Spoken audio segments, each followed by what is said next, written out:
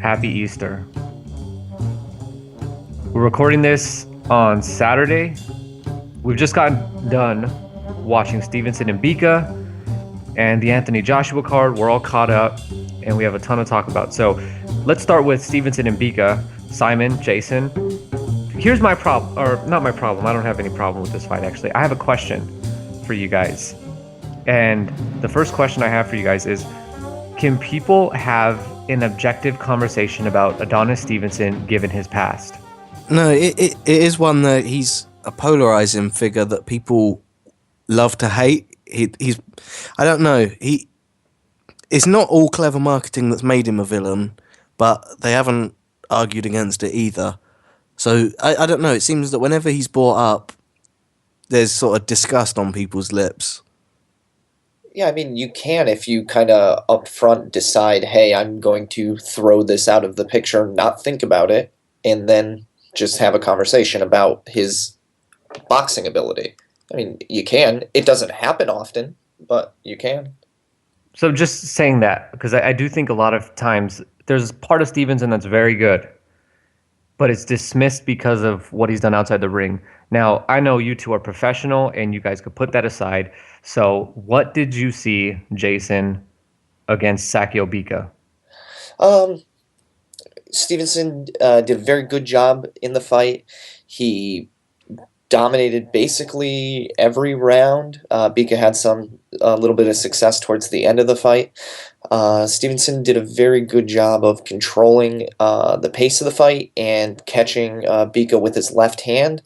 What I saw from Stevenson was extremely repetitive, but it worked. So I'm not necessarily going to criticize him for sticking to what works because it was obviously working. But man, I would have loved to see him just change it up a little bit and really I'd like to see some wrinkles to his game where I kind of feel like you just see the same thing over and over and over. Maybe it's a lead left or maybe it's a counter left. But basically that's what you know what I mean? That's what you're getting out of him. At some point he made the decision, I'm going to start trying to counter, so I'll just keep my hands very low. And it's too bad that Bika wasn't able to do adjust anything other than what Bika does. Yeah, which is par for the course for him, absolutely. But it's too bad because I'd like to see Stevenson in there with somebody who knows ahead of time, hey, this is what I need to look out for, this is what I need to train for. What am I going to do to avoid that? What am I going to do to shut it down? So it was just an easy fight for Stevenson. Yeah, very much so. I feel like with Stevenson, I mentioned about Kamitsky last week, how he's a gatekeeper because he's got all his fundamentals are excellent, but nothing that is above and beyond the peak of the division. So most super champions have like incredible speed or incredible timing or accuracy or whatever it is. They have something that sets them apart. I feel like with Stevenson, if he were in against an elite division, he'd be a gatekeeper, but he's been able to move to the top of the division and get belts and not really ever been pushed to prove that he's more than just a gatekeeper, but he's a gatekeeper to nothing at the minute. There's no one that he's separated from. So yeah, we saw some interesting bits and pieces he did. He had the like hitman stance, as you said, where he was trying to like draw people on with his low lead hand and do some countering, but nothing that sticks out as incredible. I felt a little frustrated with it tonight where he possibly could have tried a bit more. There was a couple of times he had Bika wobbled and then he just took his foot off the gas and showboated or did something where it was almost like he was reluctant to finish him and find third gear, and he was happy to coast. So imagine this from Bika's perspective. Adonis Stevenson fought basically the same fight, for the entire duration of the fight. Imagine if he just decided to switch it up at the end of the fight, how much that would throw somebody off. Because with Stevenson, you're totally expecting the same thing over and over. You know what I mean? Imagine if he just had changed it. That could really throw somebody off. But, again, I'm trying hard not to criticize him too too much about being so repetitive because it was effective. If it ain't broke, don't fix it, kind of thing. But man, I would have loved to see something. I would have loved to see some more out of him. Do you feel he let Bika off the hook a couple of times though? He definitely had Bika hurt and wobble. Bika went down a couple times, but he didn't. Yeah, he didn't really step on the gas. He wasn't in like finishing mode for whatever reason, and maybe he just kind of resigned to the fact that Bika's a tough dude. I'm not even going to try to get him out of there. I'm clearly winning on points. I'm not going to be overly aggressive and leave myself open to counters or whatever. But I don't know. Maybe he did have some concern about Bika, but yeah, he definitely let him off the hook. Well, I felt like Bika didn't have any power to trouble him as such. So after the fight, Tony Bellew said, "Isn't it really intelligent how he never really got too aggressive and never had any urgency about his work and just let him get away with this?" I wonder whether he was overselling it because he's saying, "Yeah, this is a great credit. He's not leaving himself over. He's not overcommitting and going to get countered." But I think that very early on he realized that Bika didn't have anything to worry him. I think it's tough to say that he realized it early on, only because Bika didn't really land a punch until around the 5th round. It seemed like, but no, I'm just messing with you. His punches were so few and far between as far as what was actually landed. And when he did, I have a memory of like one really clean punch that Bika landed, and Stevenson just rolled right through it. Yeah, I have a few of those memories. Yeah, I think Stevenson does occur like a fighter who's really one-dimensional, and I was looking at that too. I was looking at it really closely as I was watching because I wanted to get to the bottom of that. Is Stevenson just a one-dimensional sort of fighter, or is there something else that he's doing? And I saw that, yeah, he is one-dimensional. We know pretty much there's 2 modes of attack he's got. It's counter left hook and then straight left hook, like that he leads with. Or, I mean, it's actually a straight left, not a hook. And what I came up with is that Stevenson makes a lot of really small adjustments over the course of the fight. He adjusts where his lead hand is. He adjusts how he sets up his left hand. And that's the extent of it, though. His entire game plan is around that left hand. But to think that he's only just throwing the left hand and doing the same thing over and over, that's not exactly what he's doing. There's a lot of his whole game plan is built around that left hand, but he's not dumb with it. He's actually doing a lot of things to get that left hand going, and it's because he knows this is what works for me. And there's no point in him trying to be somebody who he's not. Stevenson's already 37, and then Simon, you said something about if Stevenson was in perhaps a more competitive division, or at least a less top-heavy division, that he would only be a gatekeeper. Now, the only counter I have to that, I don't have any problem with that, but Stevenson's really only been on the world level for about 2 years, probably less than that amount of time. Yeah, he was a late starter as well to the game in general.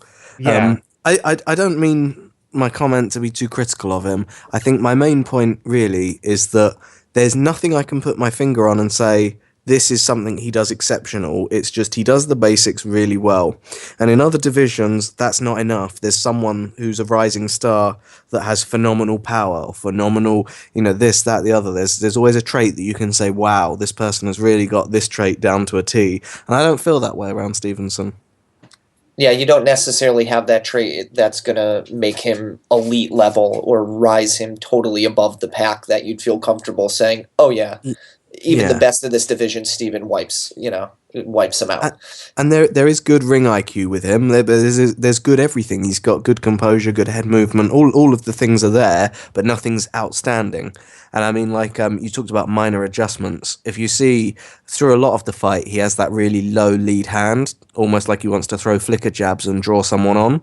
And in the 12th, it's like he's aware that Bika has to go hell for leather because it's the 12th, and so suddenly he comes out with a really high right so his guard's up. So there are definite signs of real ring intelligence. So he's not an idiot, is what you're saying. Yeah, exactly. Yeah, right. He makes the right choices, and he's smart, and he knows how the flow of the fight's going and what's happening. But I feel like it was a bit lazy and didn't have that killer instinct. I feel like he was quite happy to coast to UD. I want to ask a question to you guys. Now, what do you think about after seeing this fight, what do you think about a Stevenson versus Hopkins fight? I think Stevenson, well, here's the other thing, and I do want to go back and just say this thing. The thing that Stevenson does well is he can land one of the most crushing blows that you see in boxing. I mean, Stevenson has one of a kind one punch knockout power. Anyway, around Hopkins though, I used to think that Hopkins would easily beat Stevenson, like he could pick him apart.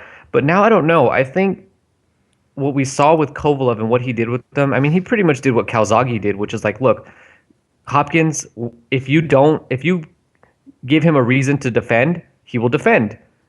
And he'll try a lot of little tricks to land these lead little counters and stuff. But you know what? That's not enough to win the fight. And I think Stevenson would do the exact same thing that Kovalev did.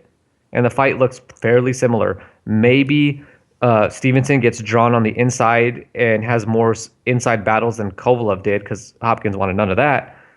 But I think Stevenson now, like, clear win for Stevenson. I don't know about clear, but yeah, I'm inclined that way. The thing I worry about is if that fight gets made, is it really boring? Because I don't think that he will necessarily get caught on the inside. I think it could be one of those ugly, cagey ones where everyone thinks they're waiting for a counter and doesn't want to overcommit, and so we just get rounds of 4 punches thrown. Yeah, I don't even want to think of that. I wouldn't be so quick to diminish Hopkins' chances because he's a master at taking away what you do best. You know what I mean? So when you do best, his left hand. So if Hopkins is able to kind of take that away from him, where does Stevenson find himself? I think Stevenson can make the adjustments. I don't think Hopkins can shut down the left hand completely. Well, not completely. Not completely, but I think he could do it to a degree where it really troubles Stevenson and forces Stevenson to either keep at a failing game plan or adjust. So that's kind of the fight that I would be interested to see. How much? That's my question for you. Do you want to see that fight? From like an excitement standpoint, maybe not, but I think that it would tell us a lot about Stevenson's ability to adjust in the ring, which is something that I feel he's currently lacking. So you mean to tell me that you would rather see, or actually not? Did I ever use the word rather? I'm taking it back. I'm saying, so would you rather see Stevenson versus Hopkins, or take the bait as we're being baited and being fed, and see Stevenson versus Beterbiev? That's a tough question because, obviously the fight that I want to see is Stevenson versus Kovalev, even with, how impressive Beterbiev was today. You've gone 6 years without seeing a fight that you wanted to see, so not like that's going to be a big problem for us. We can wait. Yeah, I know. Yeah, no, we could wait. Stevenson versus Beterbiev would be good, but I'd still, regardless of what you think, I'd rather see Stevenson Kovalev first. What did you think of? Beterbiev's got great skills, and we've seen him showcased again. I feel that he might be a bit wet behind the ears for someone on Stevenson's level just now. That's what I'm thinking. Really close though. I'm not talking a million years away. I think if he has one more tough fight with a top 10 and does well and learns from it, then he might be in position to... I think if they throw him in right now with Stevenson, we might get a repeat of what we saw earlier tonight, which is someone just not able to have any success. Were you guys impressed at all with what Beterbiev did to Campillo? I mean, I just want to say, for all you listeners out there, if this is your first time or you didn't hear our last episode, we said that Beterbiev would destroy Campillo. Yeah, did I ask you guys a question? I actually don't even remember what I asked. It was about being impressed with Beterbiev, and he looked fantastic tonight. He made someone who's got a somewhat compelling track record look amateur. Yeah, exactly. And that's difficult to do. Anytime somebody in the top 10 of any division gets dismantled like that, it usually is cause to take notice. Mm-hmm. Here's the thing about Beterbiev that I saw tonight. Now, I don't like to call fighters shot. For me, I don't like to do that. I think it's very disrespectful. But Campillo, for me, has in the past looked like a fighter who's been past his expiration date. And while sometimes, you can eat something past the expiration date, we just saw that maybe no more for Campillo. Not on the level of the Beterbievs of this world. I don't know whether that's fair, though, is it? Because you're talking about Hopkins, who's well old, in the scheme of things, and you're talking about him against Stevenson. You're not dismissing him simply because of what Kovalev did to him. Do you think it does a disservice to Beterbiev for you to be saying that? You know, you wouldn't necessarily treat any of the other similar performances that way. Why is it that this one's suspect that he's past his expiry date? The Campillo we saw today, I'm just looking, how far removed is it from the Campillo we saw 2 years ago? That Campillo got gap hurt. is way bigger than the gap from Hopkins of last November to the November 2 years before that. I'm with you. You think Hopkins looked as good as he always has and still got done, and you think that or relatively speaking, and that Campillo looked leagues worse than normal. Yeah, because prime Campillo, I don't think that fight ends that quickly. I think Campillo got hurt so early on in that fight that it's really hard to make a judgment. Like, he was, you know what I mean? Like, Beterbiev's punches.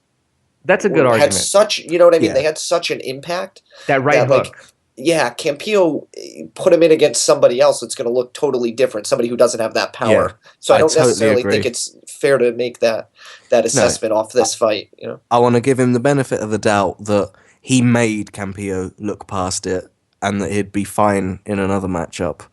But Beterbiev did that. I can hear that out. I can hear that Credit out. I mean, Beterbiev.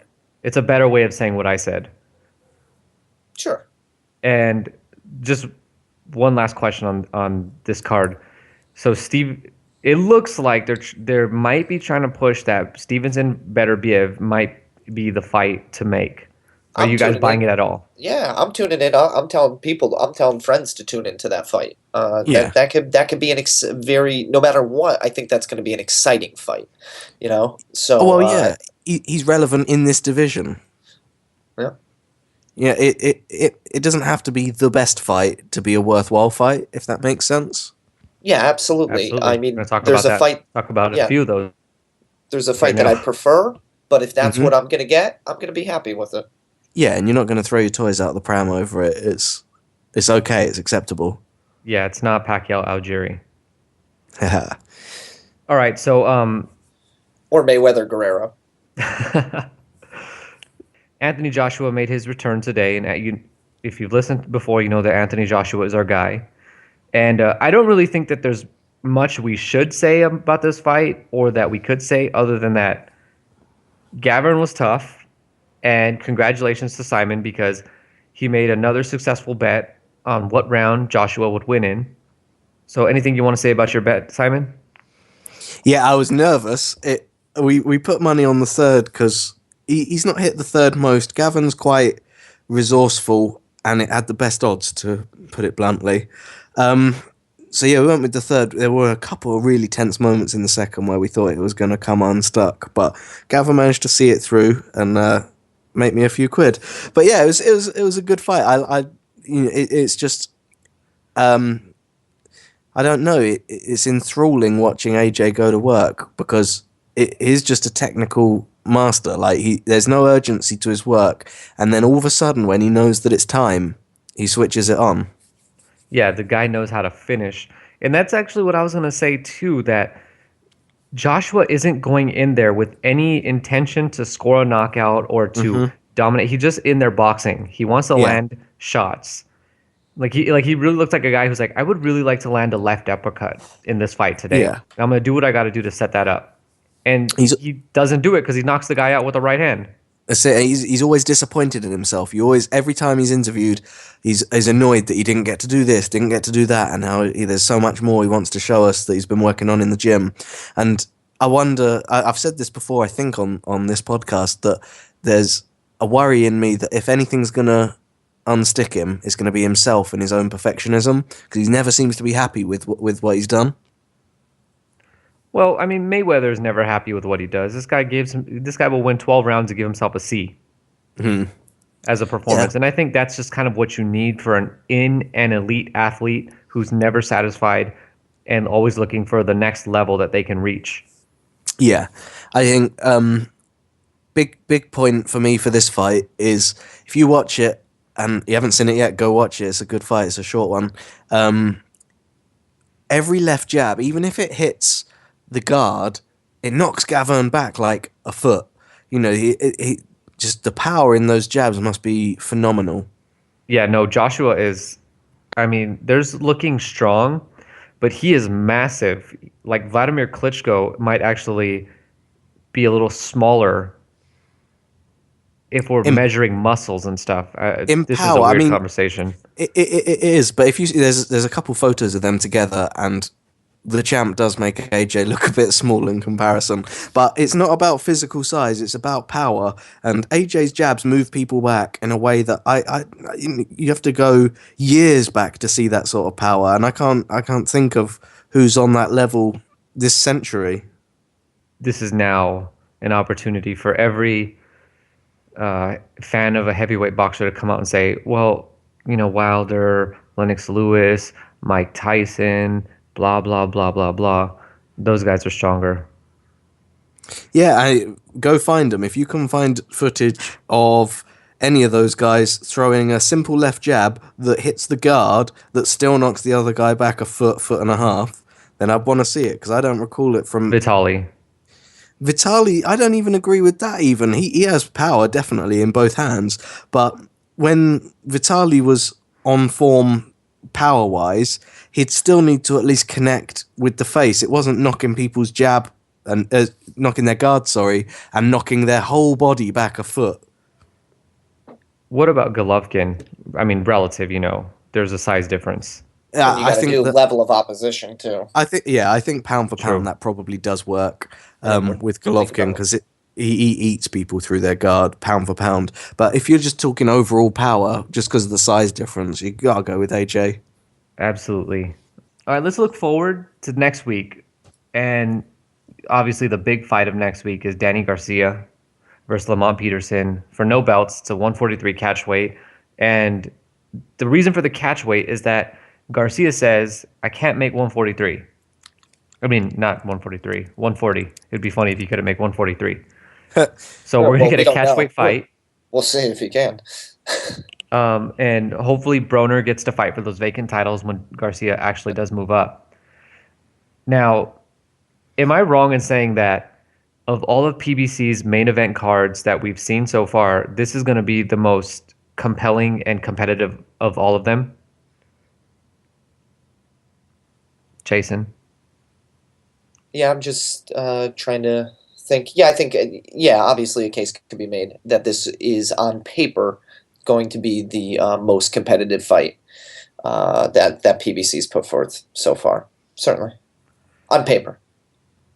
I don't know. Is there something to be said on transitive property and Matisse entering Yeah, into I know that? where you're trying to get with that one. Yeah, you know where I'm coming from. Well, all right. The transitive property doesn't work. However, in this situation, I think when it comes to power, it might work. It might work. Mm. All right, so if you haven't followed Peterson or Garcia's career closely, Peterson knocked out Lamont Peterson in what, like 2 or 3 rounds? Yeah, I think And so. this is what really built the hype around Matisse, leading to his fight with Danny Garcia. Garcia dropped Peterson. I mean, not Peterson. He will drop Peterson. But Garcia dropped Matisse and won a 12-round decision, which was close, but definitive and decisive for Garcia. Yeah, I'm not always a fan of the transitive property who did what, but I think in this situation where you've got Matisse's bulldozed one of them and lost decisively to another, it kind of works. Yeah, I mean, I think have a question there's... for you guys. Yep. Amongst like the 100 questions I ask you throughout this podcast, where do you guys rank Peterson in the junior welterweight division? Let's see. Just going to pull up... So I'll read the TBRB. Yeah, top 10. TBRB. I got it. Let's go through and see who we think he'd beat. We're talking about Peterson, right? Yeah, let's talk about Peterson. Because I don't necessarily rate him super highly. So Matisse is number 1. We know how that one plays out. We already know how that went. Yeah. So Algieri. These are tough. That's a tricky fight. I don't think it's tricky. I think you could give a slight edge to Peterson. I think he's a firm sort of I don't think you would bet Algieri, No. but I don't think you'd also get good odds on Peterson. Right, that's what I just said. Benavidez Yeah, slight Peterson. let's not even bring that one up. How he's rated above Mauricio Herrera, that's a mystery to me. Ruslan Provodnikov. It's tough because of what you saw Matisse do to him. You think, the power is equal, but could Provodnikov get hands on him the same way that Matisse did? Peterson's This is notoriously a slow starter, too. But So I could think Provodnikov cut the ring off on Peterson? If Provodnikov bothers him, then it'll be game over. And if he doesn't bother him, Provodnikov won't try anything different. So, yeah, I think it's a difficult one to call, but once you've seen 3 rounds of it, you'll probably know. you'll know. Yep. Yeah. Jesse Vargas. I'll favour Vargas in this one. Over Peterson? Yeah. All right. Good for Jesse Vargas. Yeah, it's getting And that's it. We don't need to read the rest. I think Peterson's fairly rated as the number 2 junior welterweight out there. And But every thing that- fight is like you're close. Oh, it's close. Maybe favor Peterson. You know what I mean? Everything is I think a very that's Peterson's tight style margins. more than anything, though. He doesn't it's have quite a competitive division, isn't it? At the top, in the top 10, not everyone's gone at it with each other, and we haven't seen benchmarks. And I think a lot of that's due to various people will go against welters, and there's a lot of weight jumping around there. But I think that at the minute, that division has a top 10 that's kind of really live, and you don't know until they happen where the dust's going to settle. So I don't know. When the dust settles, Terrence Crawford will emerge. Well, Exactly. yeah, I don't doubt this, but in terms of who's there currently, I think that everyone behind Garcia has an argument at number 2. Even Victor Postal? Even Victor Postal, why not? Delorme? Victor Maybe not Postal, we Delorme. like you. Maybe not We Delorme, just gave but you some. I Victor just Postal mean just got some shine. a lot of the people in the top 10 could argue why they should be the number 2. I think a lot of people in the top 10, you could argue that within a fight, they could be ranked number 2. You know what I mean? This is it. And there's lots of matches yeah. that haven't taken place. There's so many matchups, exactly. Like if you just match them up against anywhere from 3 through 10, then you could be number 2. You know? Yeah, you've got an exciting fight. It's going to be roughly competitive, and we don't know the answer. So, I think it's very, very active at the top there. So I guess let's just do one other thing too, though, right? Is now if we do that with Danny Garcia, I don't see anybody on the list that I'd favor over him. No, absolutely not. You know what I mean? So that's what I mean. He's a runaway champ, isn't he? He's a runaway at the top, a bit like where Klitschko is now in heavy, where everyone behind's super exciting and tense, and then it's just you lose to him. And my favorite thing about Garcia too is that, I started off not being a fan of Garcia, not even because of his dad, just because who are you and why are you beating Amir Khan? I know. Why are you derailing this guy's career? This is horrible. Hindsight is 20/20 on that one, though. Prescott do enough. Garcia, he doesn't. I think a lot of things about Garcia are a little exaggerated. Like I don't think Garcia is as heavy-handed as people think he is. Like the Rod Salka is a great highlight, but all the other guys that he has knocked out or knocked down, they've been dropped before. It's nothing special. He doesn't move particularly like he's not Sugar Ray Leonard in there. He's not fast. What he does have though is timing. Yeah, his timing is special. His timing is more than special. It's exceptional. Yeah. But other than that, Garcia is pretty much like he doesn't have any real physical advantage over any opponent. He just knows what to do, knows how to follow his game plans and listen to his coaching so that he can win fights. Yeah, he's like the Andre Ward of the division. I think Andre Ward has a lot more natural talent than Garcia. Well, I'm not really talking about too. Not talking about just that in the sense of though he's just a cut above everyone under him, and it's not because of one thing or the other. It's just being very good. And he's American. I'm coming home. I'm coming home. So just let's go back to your original question though, which was, is this the most competitive PBC main event? So that's why I was saying on paper, yeah, it looks competitive, but I've got a strong feeling that we're going to see a pretty dominant performance out of Garcia. And I don't think, do you feel the same way, Angelo? Because I know that you thought Garcia would win, but I know you're giving Peterson a lot of credit. I think they fight in similar styles, and that's why I think this, like, first of all, I don't think Garcia's going to knock Peterson out, just easily like he did Rod Salka or something. I think Obviously. Garcia, it's going to be like, I can't think of it, but when you have two people that are really similar, they counter each other, and they kind of cancel each other out. And I think a lot of the fight's going to be Garcia and Peterson canceling each other out. And the difference will be, though, that Garcia has that special quality to him that Peterson doesn't. That extra gear that he can go to, or extra 2 gears or something. And that's where we'll see either Garcia maybe come on late and stop him, or really edge out the decision and get an 8-4 victory. That was a joke, guys. 8-4. It doesn't sound silly at all. Well, what's wrong with that? Well, he beat whatever. All right. Oh, it was Herrera. I know where you were okay. going, but it's not absurd enough in this context. All right. I'm like 8 + 4 does equal 12. A real compelling matchup, though. Peter Quillin challenging Andy Lee for his world title that he won off of Korobov. Now, look, I'm gonna say it right now. Lee, your luck is gonna run out. Eventually. I don't know if it's gonna happen on Saturday, but your luck is gonna run out. You guys agree? Yeah, of course his luck has to run out. Yeah, of course. He's had some real squeakers, hasn't he? Yeah.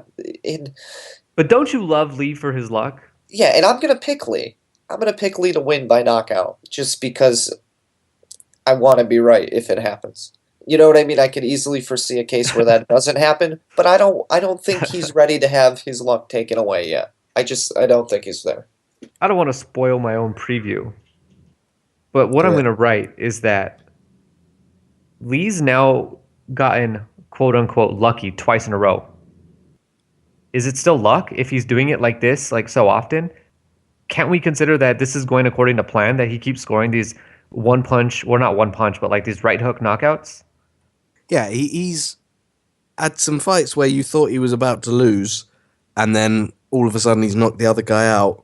They've been massively impressive, and they're very likable fights. You want to show people those ones because they're very fan-friendly, but in terms of consistently doing that, and as the level of competition rises, you can't keep doing that, can you? It gets increasingly unlikely with every bout. But just something that we've kind of talked about on the podcast before is that, power is enchanting, right? When people see that, you fall in love with it. It makes you forget things, and it's just, I think kind of what Lee is riding on right now is the same thing that we've seen a lot of other, powerful fighters ride on, like Matisse and like Provodnikov, is that, you're going to favor them going into almost any fight because you think they got the equalizer. You think they're going to, when they're going to be able to dig down, they're going to be able to stop the guy, even if they're getting outboxed, and I think that's a lot what's happening with Andy Lee right now, because he's proven to be beatable. He's a flawed fighter, but he's a great guy, and he does have tremendous power, and I think he might be able to keep it going for one more fight. I really do. Am I in the minority then? Because I favour Quillin in this one. It's no, you have to favor Quillin. But no, I favor Quillin too. No, you have to favor Quillin. Big time. Yeah, absolutely, without a doubt. But I would go against that just to. You believe? I believe. Jason exactly. wants to laugh in our face next week, just in case Lee wins. Right, and I've already gone on record saying that I think Quillin should be rightfully favored, so I got both my bases covered. Yeah, you've hit both sides, but no, I don't think it's that crazy either. Andy Lee does something a bit special. It's enchanting. You do want to believe. I want to believe, but my head's telling me it's not going to happen. But yeah, my heart definitely wants to back him. Yeah, absolutely. My head's telling me it's not going to happen, but I have a very, very hard time following what my head tells me what to do. Lee's not a bad fighter. I think Lee is really good at a lot of things. He's like a B to B plus on like almost every category you can check off, except for chin and power. The chin is a little lower than a B, and his power in that right hook is like A plus. And that's all I want to say about this fight. Well, what? And Just quick question: Why are we rating his chin low? um, It can't be the Chavez Jr. fight. and No. the Brian Vera fight, Brian Vera. and Okay. the fact that Lee's been staggered or wobbled multiple times. I mean, I'm not going to question his heart. The dude has massive heart, but to say he doesn't, or he's got a stellar chin and can take punches, that might be a stretch. Maybe. I don't know. I wouldn't say it was substandard. And I'm a fan of Andy Lee, and I thought he was beating Chavez when they fought, and I can't. I held out for hope when he was getting battered on the ropes and Chavez was drilling him to the body right before the referee stopped it. I was like, no, he's coming back. He's coming back. He can recover from this. Manny, say something to him, but they stopped it. Well, that was the other thing about him is, just like you look at Stevenson and you're like, oh man, he got so far, and this is somebody that Manny Stewart believed in. Same thing with Lee. Stevenson, yeah, other way around. Yeah, that's what I'm saying. Like, Manny believed in Stevenson and he believed in Andy Lee, so he saw something that he believed in. Yeah, Lee lived and began his career. The first 7 years of his career was spent entirely with Emmanuel Stewart. Yeah. So I mean, that was just such a great storyline there too for him. Yeah, we should have mentioned that definitely. That Manny doesn't get it wrong. Well, we just have, but yeah, Manny he doesn't get it before wrong we said often. he would lose.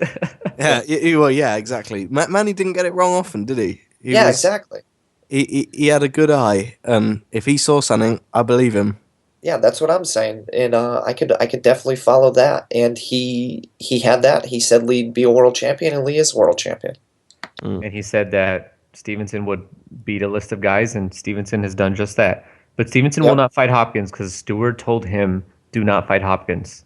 Oh, just like I was saying. Yeah. And I think it's more because Hopkins has this way of just, oh, here we go. Taking away his one. No, it's even worse than that. Trait. It's worse than that. I think what Hopkins does is he frustrates people and gets into their heads so much during the fight with his defense that they lose confidence in whatever it is that they're trying to do. And it's like you can't get that confidence back once you have that doubt. The moment Stevenson doubts how strong and powerful that left hand is, his trajectory for his trajectory for his career will greatly alter. But let's jump off of this and let's just quickly talk about Orlando Salido and Roman Martinez, who are fighting this coming weekend. Or actually, we're already talking about this coming weekend, but they're fighting on pay-per-view, which I'm sure all of you are going to order. He's coming off of a win where he won the interim WBO Super Featherweight Championship, which Salido was down like 10 times in that fight, and his opponent was down 12 times before Salido got the knockout win. He's facing Roman Martinez, who you probably best all know from fighting on the Zhu Shiming undercard against Jesse Magdaleno. Actually, no, it was Diego, and he won. No, he was knocked out by Mikey Garcia when Mikey Garcia was active. So let me ask you something, Angelo. This fight is being sold as a pay-per-view, right? Correct. DirecTV has this on pay-per-view. Okay. So what is the storyline that you would use to go ahead and get somebody to buy this pay-per-view? What do you guys think? Anybody? I don't think there is a storyline that works here. It's kind of, well, not in the sense of getting someone excited, because for me it looks like the Mikey Garcia silver medalist queue who, you know what I mean? There's neither of them are especially elite, or I don't know. Neither of them are big draws, I don't think. So I don't see how they're going to put a storyline together that makes you invested in it. Angela? Well, outside of Mexico versus Puerto Rico. Damn. Okay. I was going to say that. Oh, sorry. No, so Roman Martinez is actually the champion. I got that wrong. And Salido was the interim, and now they're fighting for the full version of the title. I think some of the storylines you can go with is they're fighting for Adrian Broner's stripped WBO Super Featherweight Championship when he fought there. The real storyline here, though, is that this is the best. You could make the argument the winner of this fight is the best Super Featherweight in the world. Granted, Takashi Uchiyama doesn't fight over here. Granted, Takashi Miura doesn't fight over here. The storyline here is, like, Jason, sorry, but it's Mexico versus Puerto Rico. Can the toughest dude pound for pound, I think Roman Martinez is the toughest Puerto Rican fighter out there. So you think that the pay-per-view decision revolves around the South American interest? Absolutely. And the truth is, though, that nobody cares about this fight in America enough, like to the point that they would order this on pay-per-view. And so it's the toughest Puerto Rican dude against one of the most toughest Mexican fighters out there. I don't even know if it's getting coverage in the UK. I'd hope Box Nation pick it up, but It's unlikely given that Yeah. it's a primetime fight, and so is the PBC card, which they're already covering. yeah. So who knows? I just find this to be such an odd choice to go pay-per-view with. I wonder, I'd be interested to see what the numbers are. Now, what is it being sold as? Is it a pay-per-view in Mexico and Puerto Rico respectively, do we know? Or will it be like over-the-air television there? I don't know about that. It's not listed anywhere that I found where it's But going it's a to be on. pay-per-view in the US at least. Yeah. Okay. And I think, but if I'm not mistaken, Puerto Rico also gets our cable and our what Yeah, do you they'd call be it? included in that. Yeah. So yeah, it's on pay-per-view down there too. Okay. And I think what they're counting on is that they, or the South Americans, I guess you would say South Americans like Puerto Rico, Mexico, that they order it. It's $39.95. It's not even that expensive. How much is it? $39.95. It's sad that that's not that expensive. Yeah, that's about what I paid for Martinez versus Chavez Jr. That's more than Pacquiao Weren't you Mayweather there? costs over here. Well, that's too bad because it. And here's the other thing: this might be a fight of the year candidate. I have no doubt about that. That this could be the fight of the year. So if you don't want to watch it now, or like, no, I should take that back and say, so that's the storyline you could maybe go with in this fight, is that this could be the fight of the year. But that's enough about that. I think with the rankings, you're going to see that this one's high entertainment potential, low overall world significance. Yeah, absolutely. I'm not. You guys said that, not me. Yeah, I'd buy Yeah. into that. Let me ask you guys a question to get off of this subject now. What do you guys look for when you look at a prospect? How do you know, or what are the things that you look for to determine like this is like prime grade A prospect and just another prospect who might have an inflated record, but he's not going anywhere? I think that one of the things that I look for that stands out the most is how they handle adversity. That's the big thing that I look for is it's tough to judge a prospect when they're blowing out their competition. Yeah. Once you see the what is it, Simon, the wheat rise from the chaff or something, that's when is once that chin gets checked, once they have to adjust the way they're fighting because their opponent has made some adjustments, that's when we start to really separate, prospects from, legitimate contenders. So, that's the biggest thing that I look for, at least, is, how do they handle themselves when they meet some kind of resistance? Yeah, that's a big milestone, isn't it, when they come up against their first controversial or unusual, because often they'll just be showcasing against journeymen for quite some time to get used to the pro scene. And it's hard to get anything from that. Yeah, so I'll attempt to. So before they come up against their adversity, which is probably the best benchmark to really get a feel for them, but until that point, when you're looking at them doing their journeyman, I have a kind of mental checklist that I'll look for. Are they comfortable going to the body? Are they, is their ring IQ good? Can they sense the danger? How is their finishing game? Or do they, can they finish when they need to? Do they stick behind the jab? Do they make glaring offensive errors? Do they admire their work too much? And you don't see them all in one fight because often they're too short, but you can build them up over their journeyman bit by bit and put them together and say, in this fight, he showed me his finishing ability. In this fight, he showed that he is clever enough not to stand in the pocket for too long and admire his work after landing a big shot. So you acquire sort of checks against various criteria for me. I have one more to add because I think you guys have a lot here. The thing that I look for is the pace at which they fight.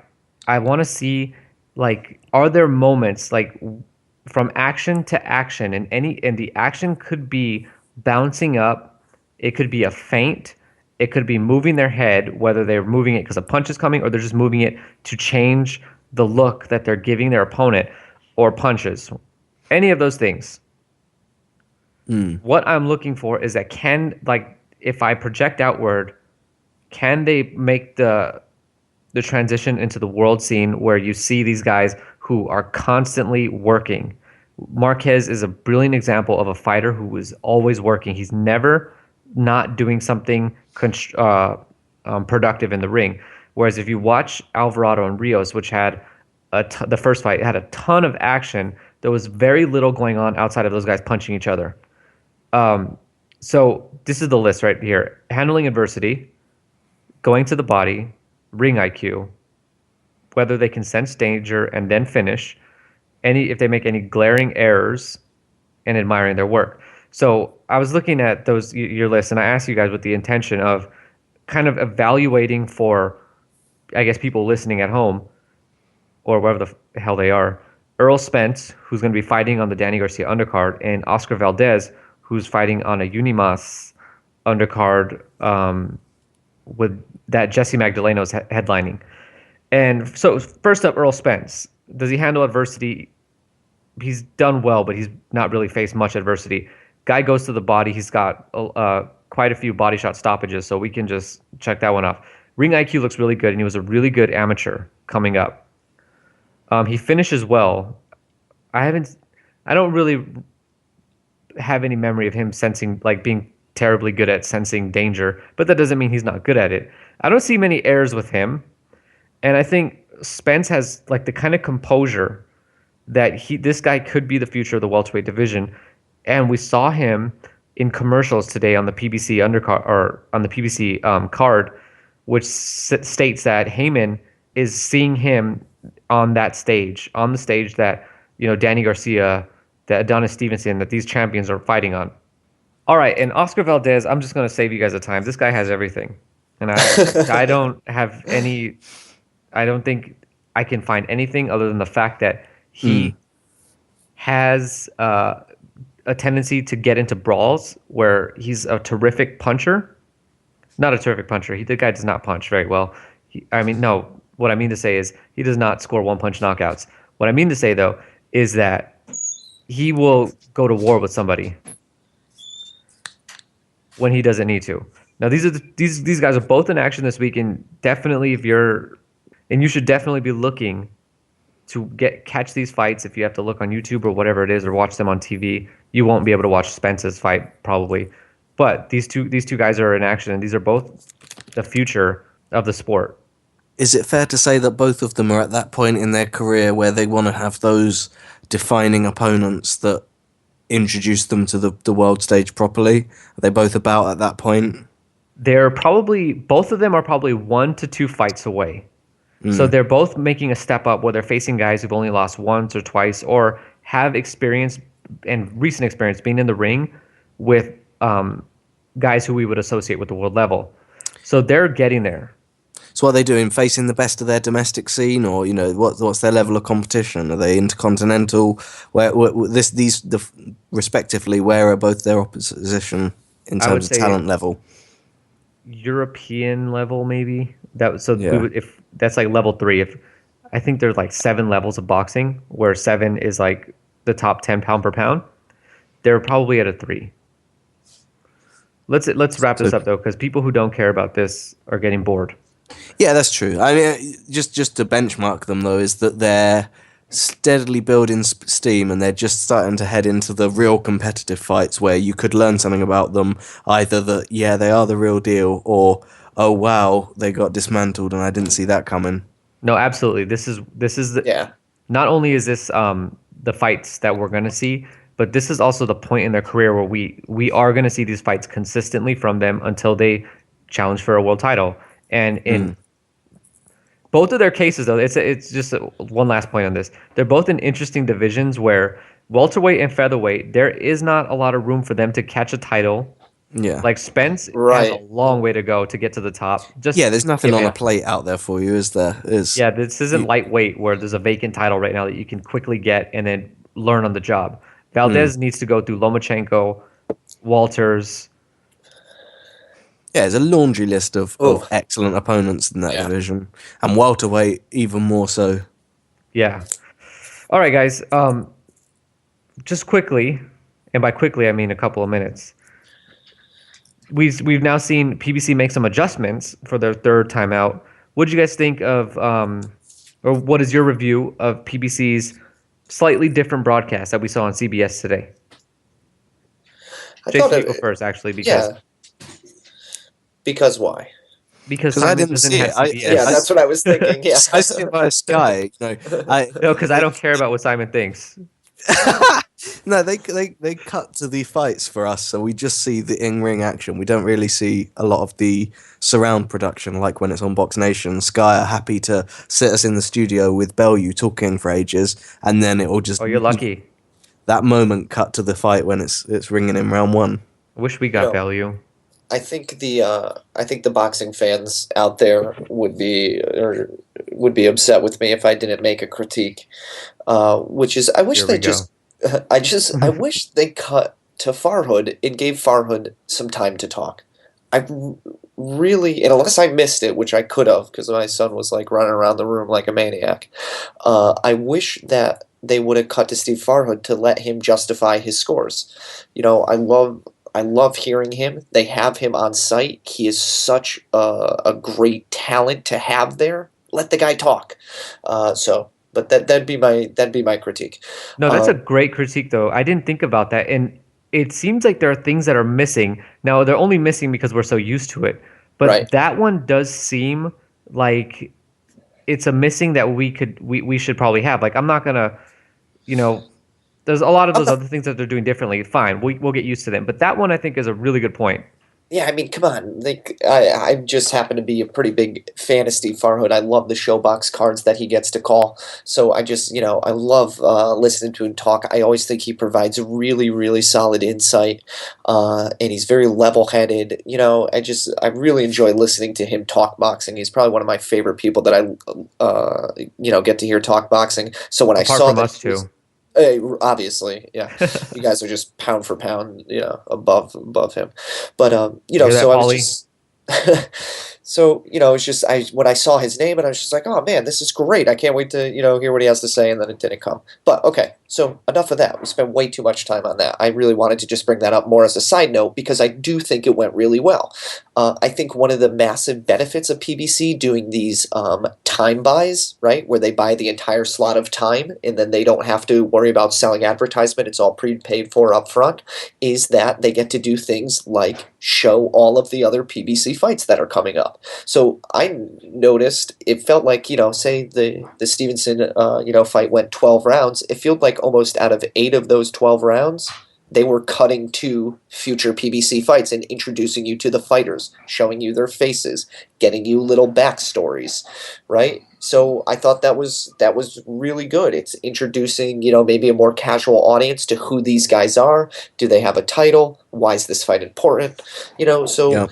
it wasn't super in-depth because obviously it was only, 30, 45 seconds long, but they did a good job of that. And honestly, having Virgil Hunter there gave great insight into Sakio Bika because obviously he trained Ward for the Bika fight, and I really enjoyed listening to his commentary. Yeah, it's as you say, stories sell sports, and it's not just, but all sports live and die on their stories and what it means. And if they're getting glimpses and previews and little teaser trailers, then it's just getting people hooked into those stories and growing the audience. What did you think, Angelo? Because you saw the PBC broadcast. This is apart from the Spike TV. I didn't actually watch the NBC one in a way where I was able to really digest everything. The first thing was this is going to be a little controversial, I think, but I would actually have preferred if it was Kevin Harlan and Paulie by himself. I didn't think Virgil Hunter necessarily meshed well. I think Virgil Hunter is terrific, though, and I do agree his insight was great.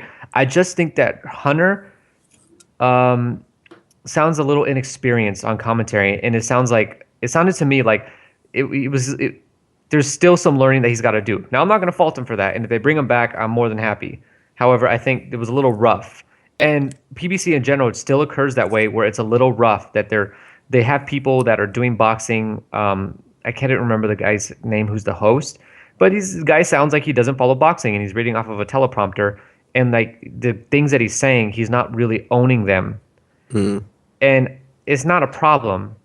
I'm just saying, like, as a boxing fan who has nothing else to do with their day than talk about boxing all day, I would rather have somebody who knows what they're doing up there. Yeah, you want to feel like someone's talking to you out of passion, knowledge, and experience, and not that this is their day job. Well, I Yeah, think that's kind of been the ongoing theme that we've seen with PBC is that everything is, from a commentating perspective, is still rough around the edges. Things are kind of being worked out. So that's, it's going to be one of these things where, well, what's the next card look like? You know what I mean? In time, I think they're going to correct a lot of those things. What I thought was interesting was actually the dynamic between Virgil and Paulie. I felt like anytime Virgil made a point, Paulie was trying to like one-up him with a better point. And I thought they kind of had this almost like this repartee that was going back and forth between the two of them that I found kind of interesting. yeah, and Kevin Harlan did a good job not to really overdo it or not to get him too involved. He really called the action, kind of like the way we see Jim Lampley do. A lot of the times, Lampley just lets Max and Roy Jones just do their thing.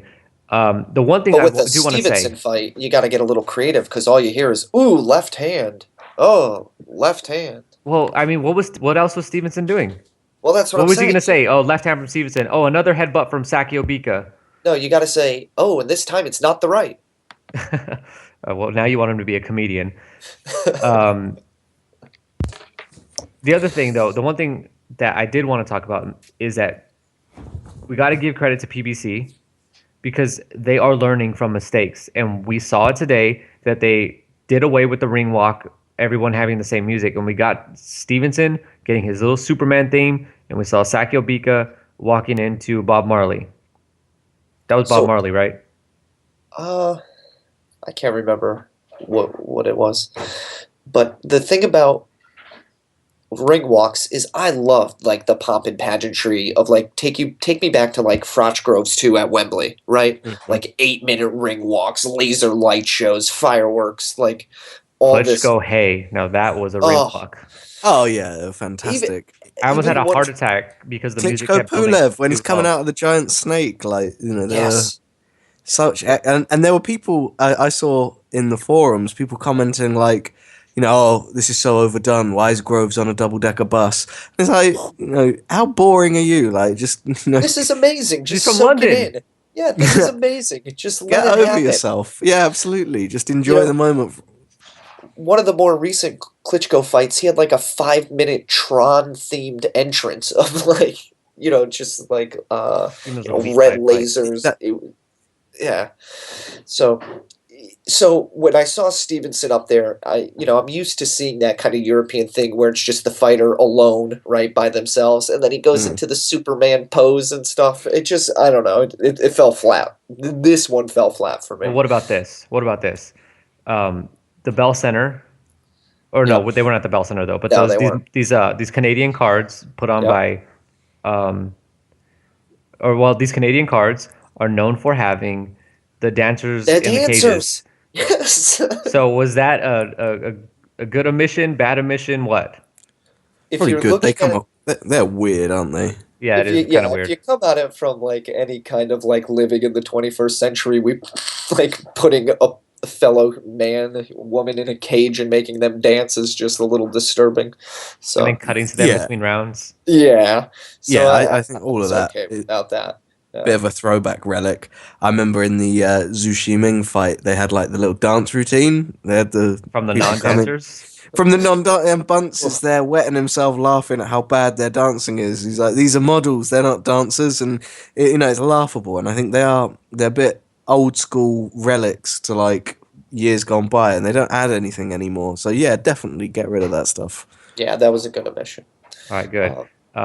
The return of Andre Ward is June 20th at the Oracle Arena in California in the Bay Area. Now, I'm just trying to figure out which one of you is more excited about this. I don't know yet. Who's his opponent? We don't know. That will be That's announced it. soon. The dreaded TBA. How Yeah. good is TBA? Yeah, Yeah.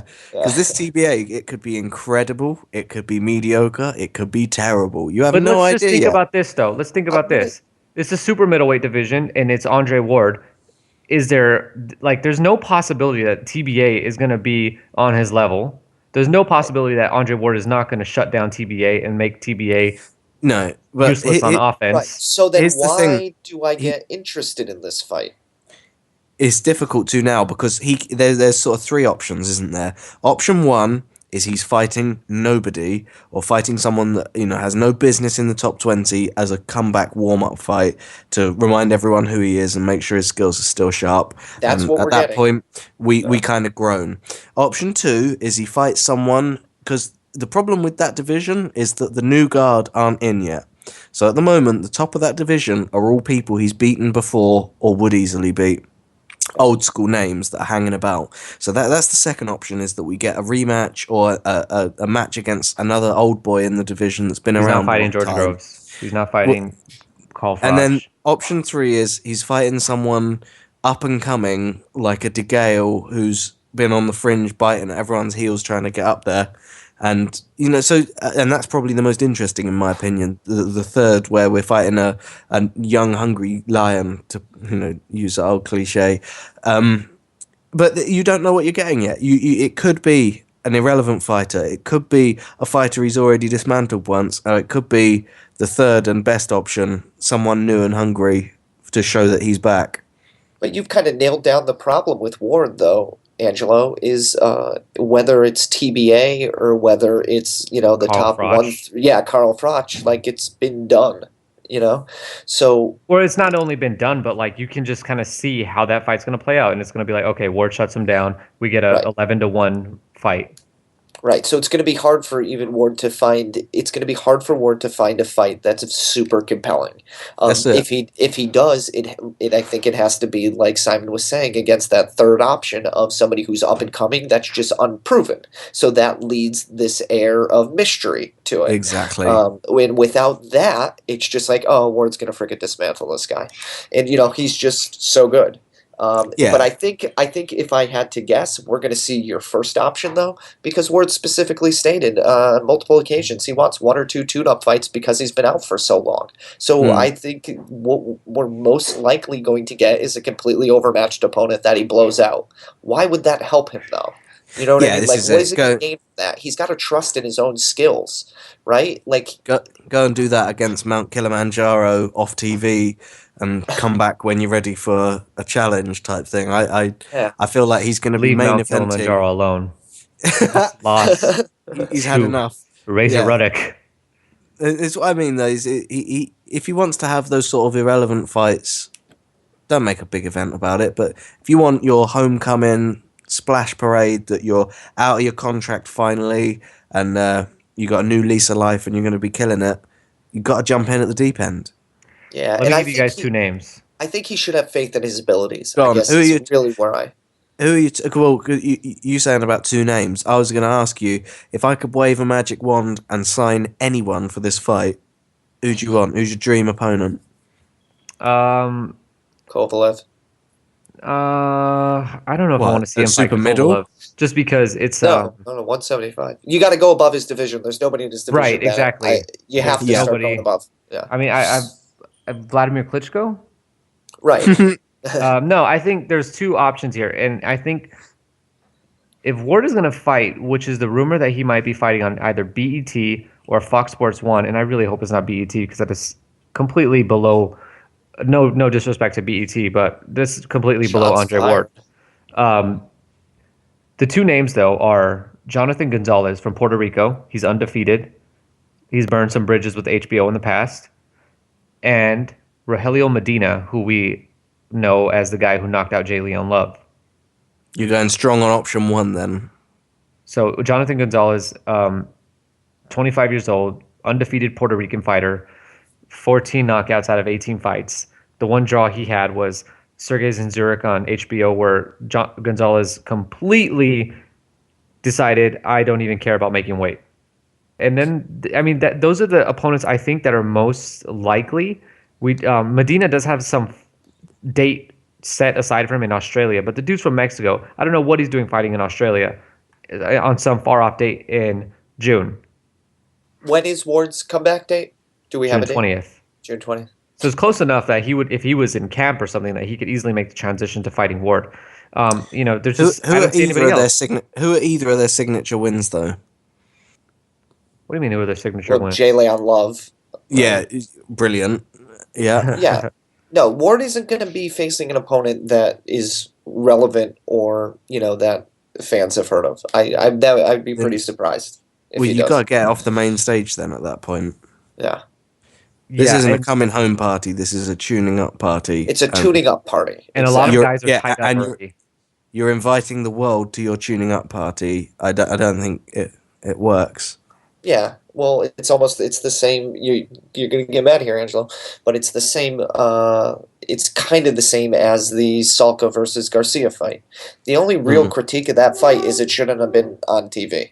Like if he needs, if he's just trying to have a soft fight, oh well, that's Salka fine. Shouldn't have been in the ring with him because he was a 2 division smaller. Yeah, but without that, fighters take soft fights all the time. If you're only fighting once or twice a year, we don't need to see it. Let us see one of your more competitive fights. Well, I think Ward's dangerous. But I think Ward's going to find himself in a position where he might get a little bit of backlash because of the opponent that he chooses. I agree. The one counter to that, though, nobody's available right now. What's wrong with DeGale here? He's going to be fighting Andre Bell for a world title. I'm trying to think if he's not gonna knit that off, is he? That'd be tough to walk away from to go fight exactly. Ward, right? Yeah, yeah. The smartest career move. I mean, Ward offers a world title too, no doubt. But this would set you apart. Does as he? The Ward next has a title? thing. No, I doubt. No, I'm asking Angela. Yeah, he does. He does. The WBA Super. Has that not been vacated yet? That's what I'm saying. No. Yeah. Frotch's version of the title. Oh, actually, you know what? I don't even know. Who knows? He's been on the shelf for a long time. Belt or not, though, if DeGale believes in himself and had that option, it would set him apart as something very, very special. Does DeGale risk spurning Al Heyman? You know who should take this fight? George Groves. He'd be there with belts on. Want to make some fans, George Groves? Call out Andre Ward. You were right, Angelo. It's for the WBA Super Welter. Super middle. Yeah. Defending Floyd's title. Yeah, for him. No, Groves would be well up for it. He'd absolutely take that, wouldn't he? And George Groves gets it too much from us. So let's just jump on to the next subject, and that is Miguel Cotto and versus Daniel Gil. And if you don't remember, Miguel Cotto was Andre Ward's stablemate. Looks like he's going to be fighting Daniel Gil, or at least that's the rumor. We thought that Cotto would likely never fight another middleweight, that he would drop down to... Did you say it's his stablemate? Yeah, they're both signed with Rock Nation. Oh, okay. But when you say that, it implies a lot of times trainers. No, right? No. Yeah, you're right. Yeah, you may. Yeah, they're not old. They're not like. Yeah. No, like Cotto wasn't knocking Ward out in sparring massive like big Khan friends. Yeah, like Khan is right. I heard Khan knocked him out twice, 2 rounds, first and second round, knocked him out. Wow. But yeah, I told you that, Khan. Yeah. Give me his number. Yeah, I think so.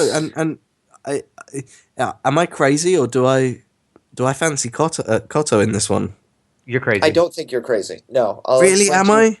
No, I don't. Why are you doubting the Cotto, Angelo? Why am I not crazy? Cotto is an elite level talent. Yeah, you go ahead, Jason. Yeah, I'll go ahead. Yeah, because you probably have the more defensible position. At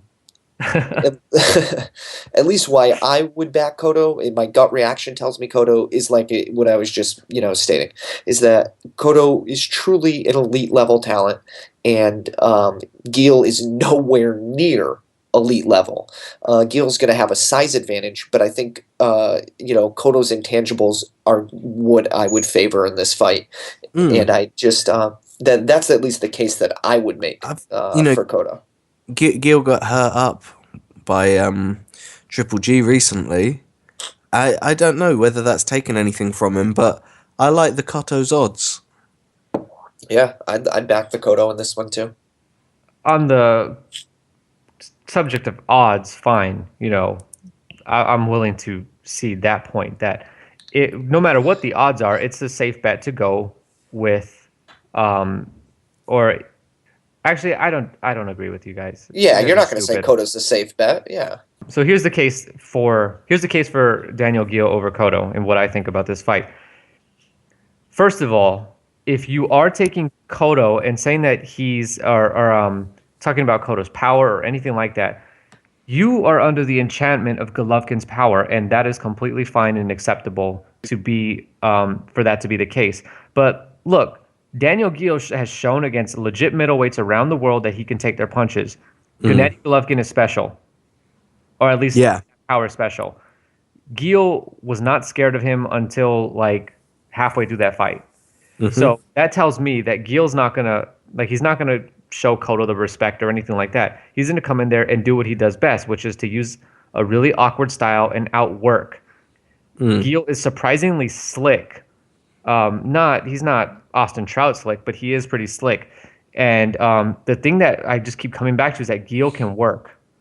He knows how to gut out wins, and he was able, I mean, if you're able to go to Germany and get a decision from the German judges against Felix Sturm, that's saying something about how decisive you are at winning fights. Yeah, I agree with those points, and I don't think the Cotto's going to be knocking him out, but I wonder whether, because of his flash and finesse, whether he'll get a lot of judge-friendly punches in that edge him rounds. The Cotto could conceivably have that going for him. I don't think so, though.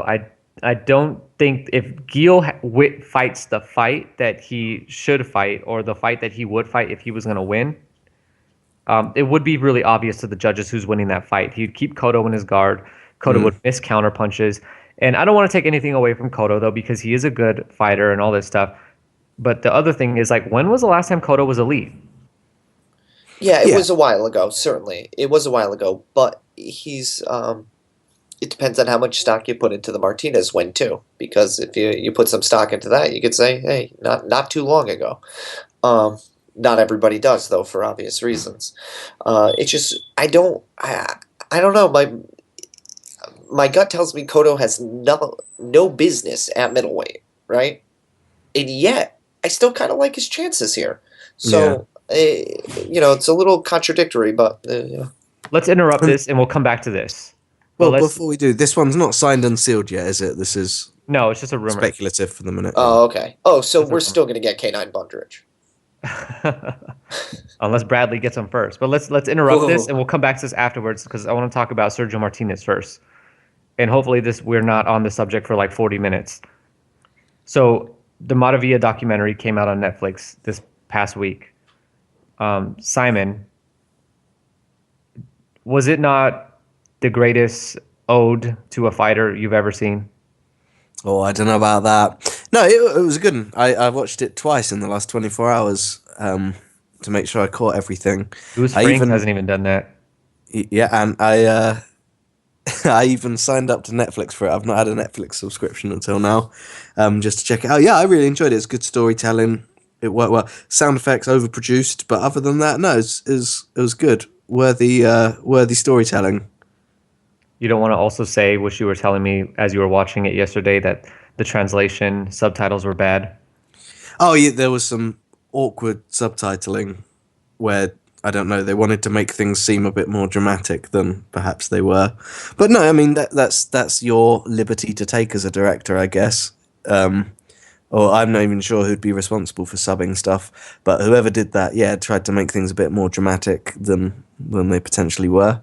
But no, overall it was good. They did a good job of portraying the story arc of him being an overlooked champion who'd been wronged and eventually finding his road to justice, and it had really good elements there.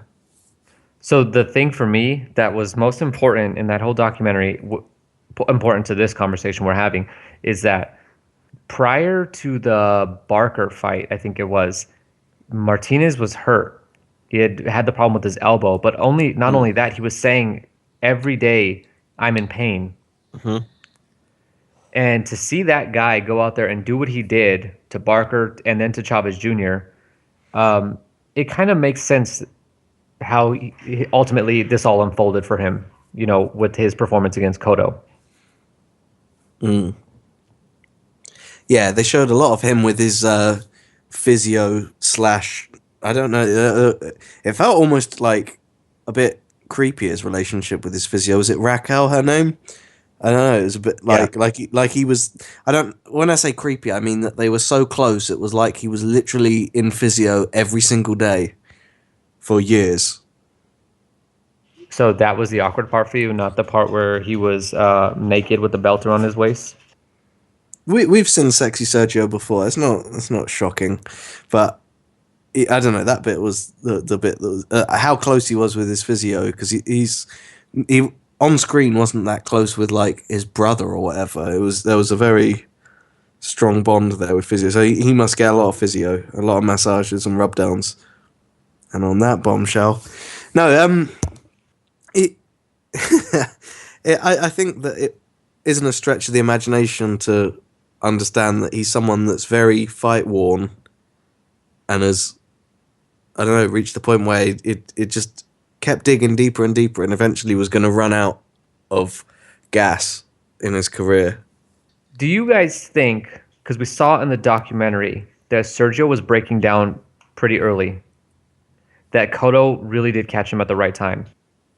Or do you give Cotto his credit and say he hurt Sergio early and that was the reason why that fight went the way it went? Martinez is so proud and so brave. There's no way that you can rob Cotto of some level of well done, because there's no way he's going to be giving up. And he's fought injured before and done excellently. So whilst I don't think that it's like Cotto flattened him in his best day, and if it were Prime versus Prime would have gone a whole lot differently, of course. But that being said, there were other people who tried to do what Cotto did against injured Martinez and still failed. You mean there was one person who tried to do that in Martin Murray? Because we don't want to disregard the leg injuries he suffered against Chavez Jr. I think that's... And Murray did a good job, but he also caused some injuries of his own.